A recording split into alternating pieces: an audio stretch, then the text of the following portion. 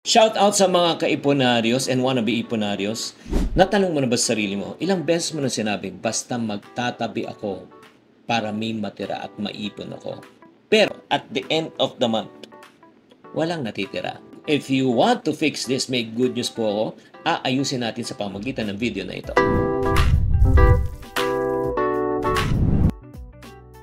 Hi there, this is Shinkitan, your pambansang wealth coach. Nako, ito na po.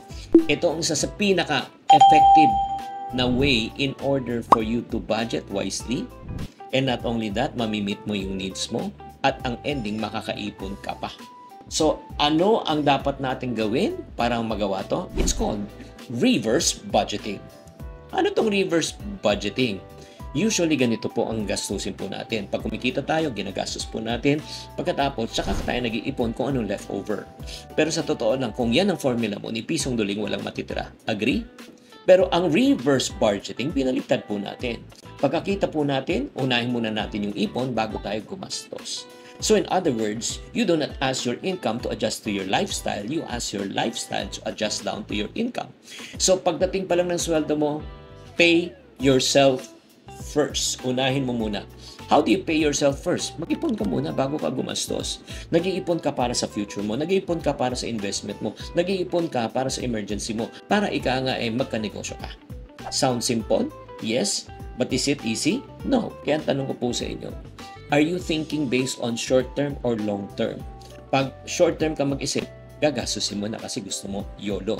Pero pag long term, yung future, retirement ang gusto mo, talaga magsasakripisyo ka.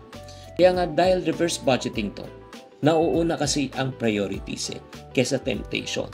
So ano po ang pros ng reverse budgeting? Siyempre, pag ikaw ay nakakaipon, may peace of mind ka. Agree? Gusto mo ba ng peace of mind?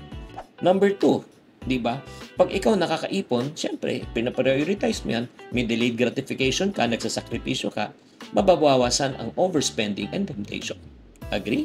Number 3, alam mo, sa totoo lang, ito yung pinaka-mas simple, mas doable, and mas less stress.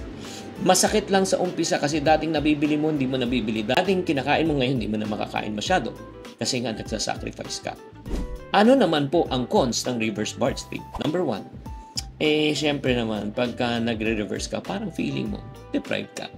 Diba? Number 2, yung parang ang hirap lang talaga sa umpisa. Kasi nga parang kang chinachani yan di ba? Parang sinasabi mo, kawawa naman ako, hindi na ako nakakapag-travel, hindi na ako nakakapagkape. Ay, maniwala ka, sa umpisa lang yan.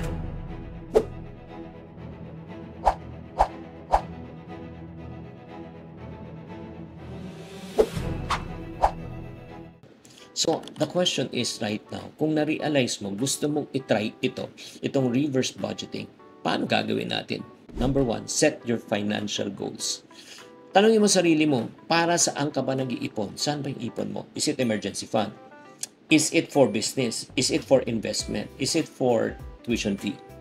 Set mo muna. Because kung wala kang goal, chances are magagamit mo yan. Number 2, tanungin mo, how much? How much is the puppy in the window? Ow, ow, ow! Magkano kailangan mo? 50,000 ba in 5 months? So, ibig sabihin yan, per month, kailangan may savings tayo ng 10,000 pesos per month. Number 3, automate. Di ba? Automatic transfer na kung pa pwede.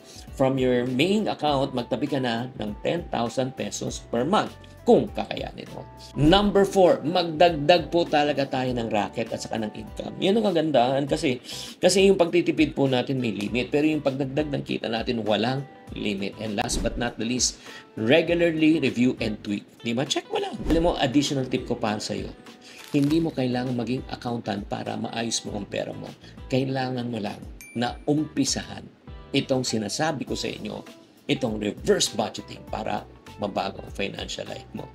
Remember, your biggest asset po, hindi lang yung pagkita ng pera, kundi paano rin pinaprioritize at minamanage ang pera.